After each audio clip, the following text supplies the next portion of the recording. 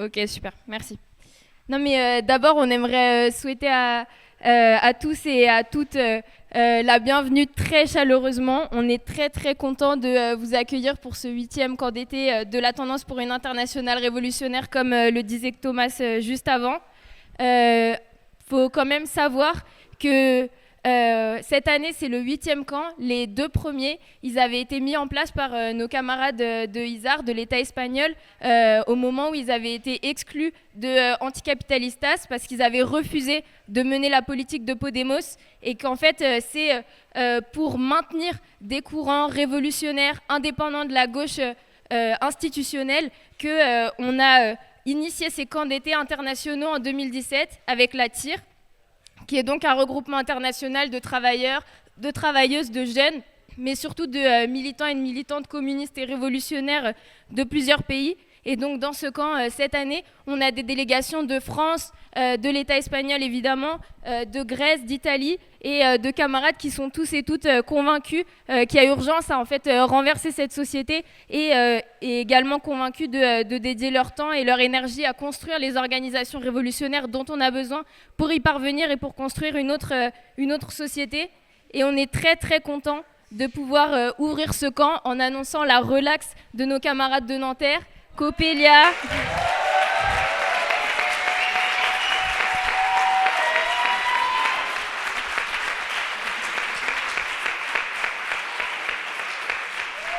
donc Coppelia, Héloïse, Bard, Victor, Mika, Ajar, Salomé, qui étaient poursuivis en section disciplinaire depuis plus de 2 ans par la présidence de l'université, qui voulait tout simplement les exclure après une lutte qu'ils ont menée avec leur syndicat, l'UNEF Nanterre, en 2021-2022, une occupation qui a duré plus de 9 mois pour défendre le droit d'étudier et pour arracher des inscriptions pour des jeunes qui avaient été refusés à l'université parce que ne venant pas du bon quartier, pas du bon lycée ou pas du bon pays. Et donc le jugement il s'est tenu le 2 juillet et la décision est ultra claire. Tous les camarades sont donc entièrement relaxés.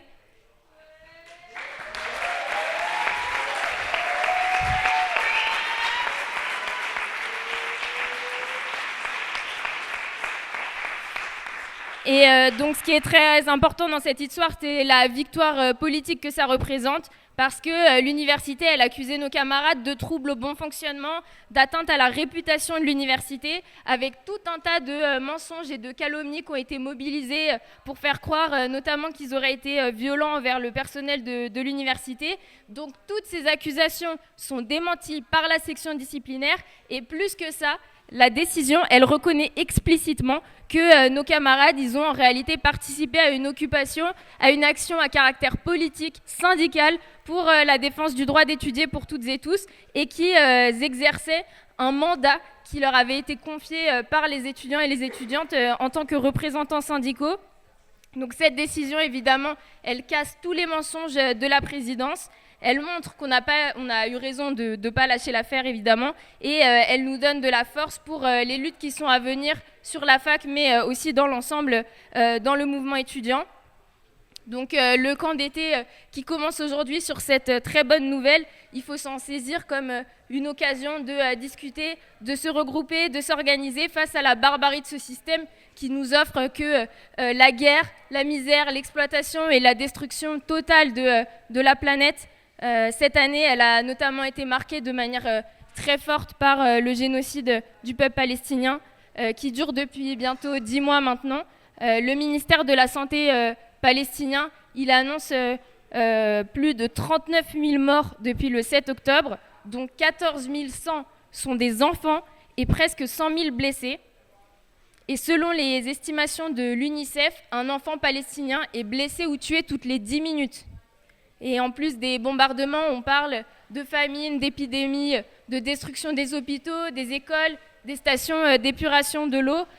qui s'abattent sur le peuple palestinien. Et ça avec le soutien de toutes les puissances impérialistes qui, en plus de vendre à l'État d'Israël les armes et les munitions qui servent à tuer les Gazaouis, en fait, ont réprimé ceux et celles qui se sont révoltés en solidarité avec le peuple palestinien, par la violence dans les manifestations, par les gardes à vue, par les calomnies et par les expulsions d'occupation d'universités notamment.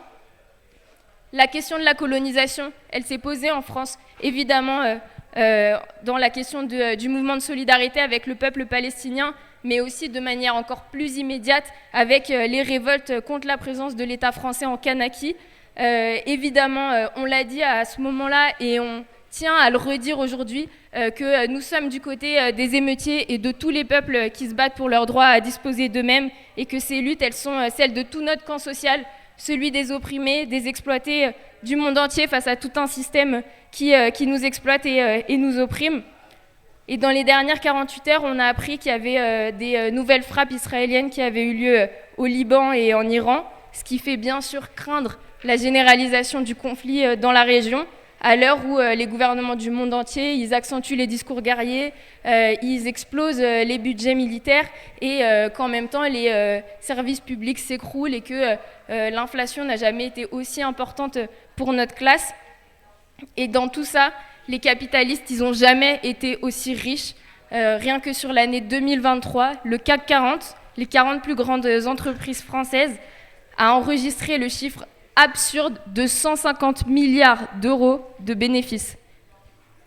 Donc nous, évidemment, on se rend compte que cette société, elle tourne pas rond et on refuse de l'accepter. Et d'ailleurs, notre classe, elle baisse pas la tête. Depuis le 7 octobre, évidemment, on l'a vu dans le mouvement de solidarité avec le peuple palestinien, auquel on a pris pleinement notre part, notamment en France, quand on s'est donné les moyens, avec les camarades du NPA révolutionnaire, de faire péter les interdictions de manifester qui avaient été prononcées par le gouvernement, notamment avec des calomnies d'antisémitisme, d'apologie du terrorisme, mais également dans l'État d'Espagnol, où nos camarades, notamment à la fac de Grenade, ont pris leur part dans le mouvement étudiant en proposant une coordination nationale des assemblées de soutien au peuple palestinien, en imposant même dans plusieurs facs la rupture des contrats et des partenariats avec les universités israéliennes par la mobilisation.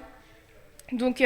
on a vu un peu partout des luttes générales, comme dans l'automobile aux États-Unis, des luttes partielles sur les questions de salaire, de conditions de travail, comme la lutte des femmes de chambre à Grenade qui se sont organisées et qui ont gagné après quand même 3 mois de lutte, des augmentations de salaire, le respect des conventions collectives sur les conditions de travail et même la réintégration de 3 militantes syndicalistes qui avaient été licenciées pour s'être mobilisées. Donc ces luttes-là...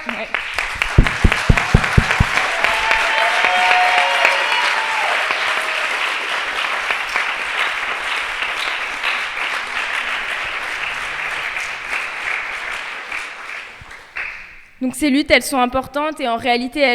elles montrent la voie. Si on veut gagner face aux capitalistes et construire une autre société qui soit débarrassée de l'exploitation et de l'oppression, on ne pourra pas esquiver la question de la lutte collective, de la grève générale et de la reprise du contrôle de la société par notre classe.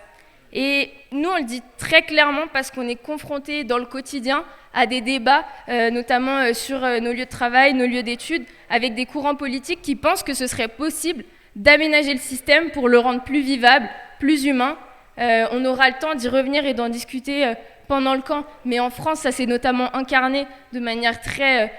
forte par la question du nouveau Front populaire cette année, dans laquelle d'ailleurs nos anciens camarades du NPA autour de Philippe Poutou et d'Olivier Besancenot se sont totalement engouffrés et dans laquelle ils se sont quand même retrouvés à appeler à voter pour des candidats d'organisations comme le Parti Socialiste, dont on sait très bien quels intérêts ils ont défendus quand ils ont gouverné dans le passé, et ils se sont alignés totalement sur un programme qui voulait faire croire qu'on pourrait avoir des jours heureux sous le capitalisme. Nous, on pense que c'est impossible d'avoir des jours heureux sous le capitalisme, et on le dit encore une fois, on pourra compter que sur nous-mêmes.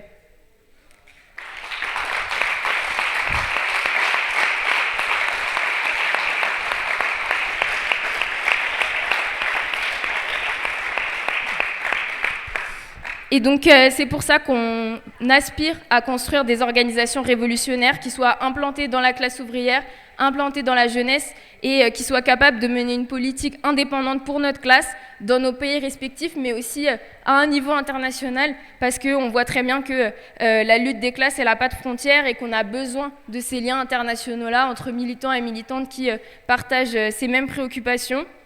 Pour les camarades du NPA révolutionnaire issus du courant anticapitalisme et révolution, depuis le 5e congrès du NPA, on vit une expérience de construction d'une nouvelle organisation qui nous fait faire une expérience à notre échelle, mais une expérience importante de ce que ça veut dire l'unité des révolutionnaires dans la fusion qu'on entreprend avec les camarades issus de la fraction L'Étincelle, qui sont d'ailleurs présents au camp cette année encore et qu'on salue très très chaleureusement.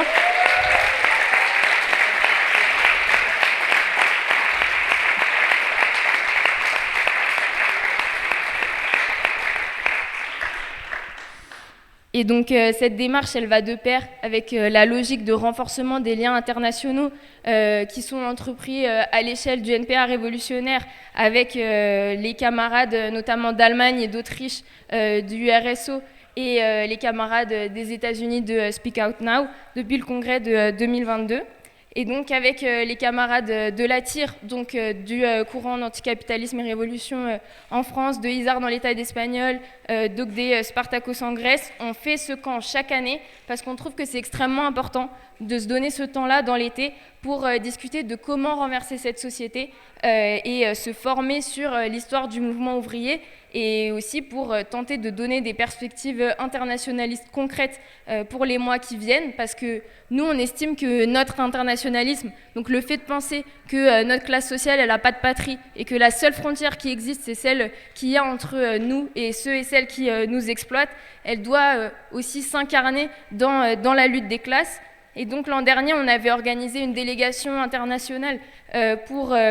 qui était venue dans l'État espagnol à l'occasion du contre-sommet européen de Grenade et au cours de laquelle on avait organisé un meeting internationaliste cette année,